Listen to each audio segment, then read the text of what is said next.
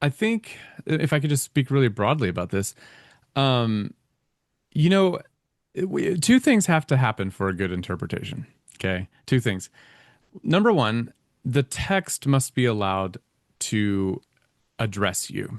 It must be allowed to speak in all of its otherness. Okay. And then secondly, the reader must apply it back to your situation. Okay. And Hmm. sometimes, like I said, that might look really creative and fresh, in unique ways. But you have to have those two components. And the way I flesh it out and I wrote a book on this and a few years ago, and the way I flesh it out is I follow this German philosopher named Hans Georg Gadamer. Anyway, Gadamer has this idea of dialogue, and he thinks like dialogue or conversation is a good way of understanding interpretation. So the way I flesh it out is to say the Bible must be allowed to ask us questions, and it will demand answers from us. But we can also ask questions of the Bible and it will give us answers. And this is a two-way dialogue. Now, what ends up happening with bad interpretations or false interpretations is that typically what happens is a modern reader, will go to the text of scripture and dominate the text with their own presuppositions and not ever allowing the Bible to speak in all of its otherness.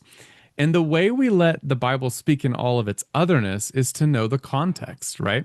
Hmm. And there's a great example of this. Let me give you an example. If I Sure. read in Revelation, the book of Revelation, and there's a part there in chapter 3 where Jesus tells the Laodiceans, you are lukewarm and I will spit you out of my mouth. I would, I would rather you be hot or cold and whatnot. But I don't want you to be lukewarm. I'd rather be hot or cold. Well, a lot of preachers have preached that to say, well, see, Jesus doesn't like carnal Christians. He doesn't like lukewarm Christians.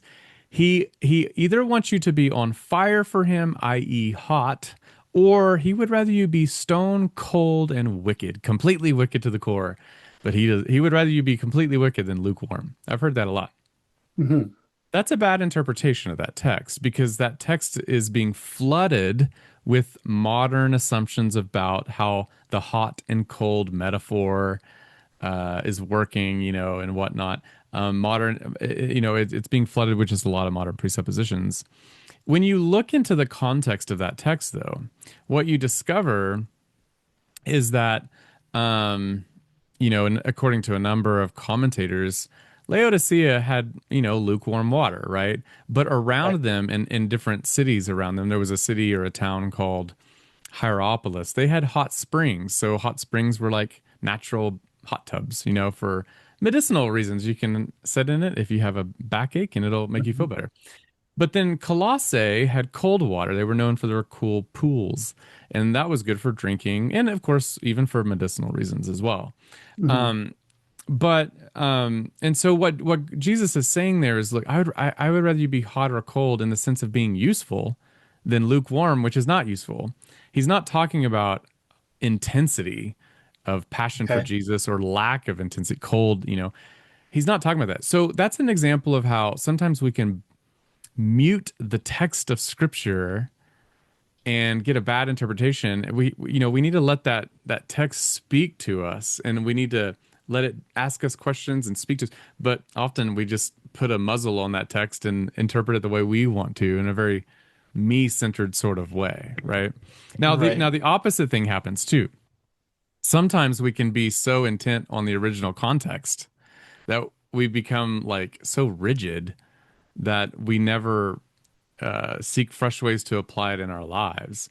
It's kind of like, what we could call this and I think Mike Heiser might have used this terminology, but he would say that's the artifact view of the Bible, where the Bible is just meant to be studied and, look, it's on a shelf and we learn everything about it, but we never do anything with it. And Right. and, and that's bad interpretation too, you know, Okay. because if you're not applying the text, you're not really understanding it. Okay. Yeah, so that's really good. So there's the one aspect where it's too much about yourself and you're not really allowing the text to speak.